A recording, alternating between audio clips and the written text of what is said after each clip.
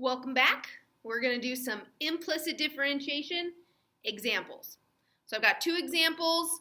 One's pretty basic. The second one has a little bit of an algebra twist. So let's just dive in. All right, so here I have x cubed times y. That's multiplication, which means we have to use the product rule. So I have left d right. The derivative of y is 1 dy dx. Plus right d left, which is 3x squared, and then the derivative of 8 is 0. So I'm just going to clean this up a little bit. So that means I'm looking at x cubed dy dx equals x cubed dy dx plus 3x squared y equals 0. So there's my derivative. I've taken the derivative, calculus done. Now my goal is to isolate my dy dx. So I'm going to minus my 3x squared y to both sides.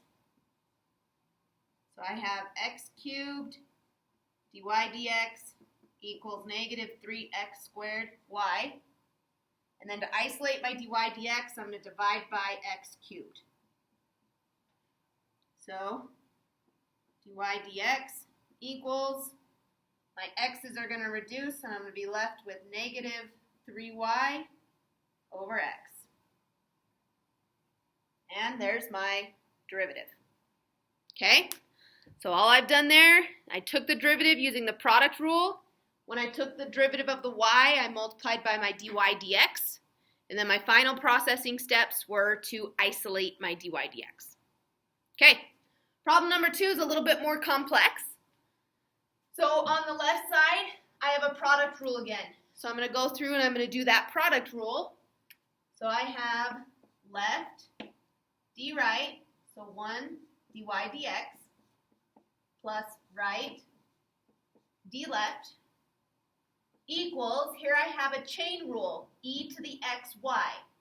So the derivative of e to the xy is e to the xy times the derivative of xy. So again, product rule.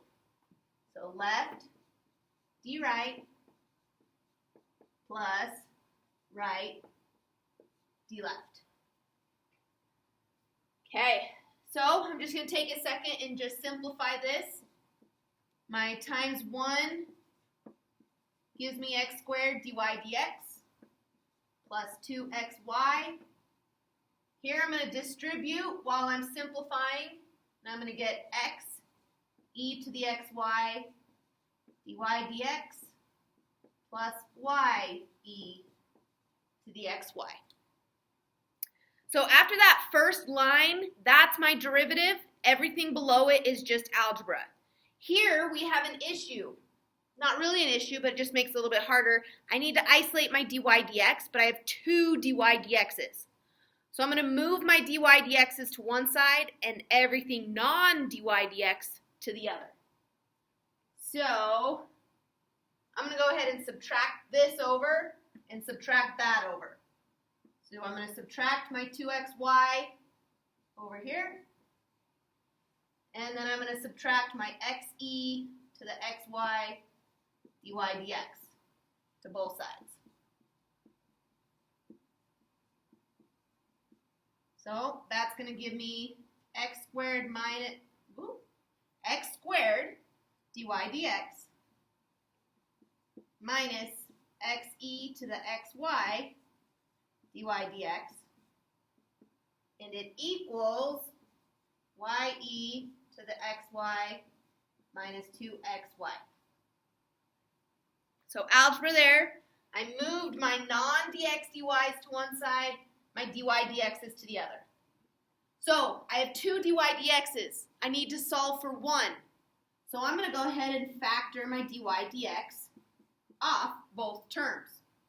So by factoring it out, I'm dividing it, which is going to leave me with x squared minus xe to the xy equals ye to the xy minus 2xy. So my final step to isolate my dy dx, I'm going to divide by x squared minus xe to the xy to both sides. So this one came out to be a little bit algebra heavy, and there is my derivative. Okay, if this were an application problem and I needed to actually use my derivative, I have to have x and y to plug into my variables to find that slope. Good luck!